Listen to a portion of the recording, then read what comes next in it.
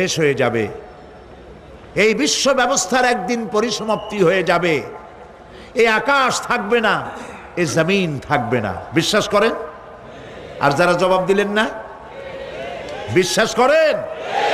এ আকাশ, এ জমিন, এ মানব গোষ্ঠী কিছুই থাকবে না, একদিন সব শেষ হয়ে যাবে। বিশ্ব ব্যবস্থার পরিসমাপ্তি কিভাবে ঘটবে?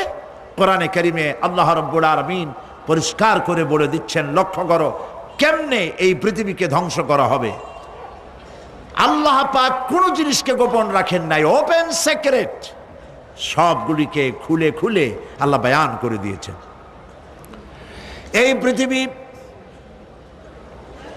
আল্লাহ রাব্বুল আলামিন কেমনে ধ্বংস করবেন, কেমনে কিয়ামত হবে, বিশ্ব ব্যবস্থার পরিসমাপ্তি কেমনে হবে, আল্লাহ পাক কোরআনে কারিমে বলেন, ইযা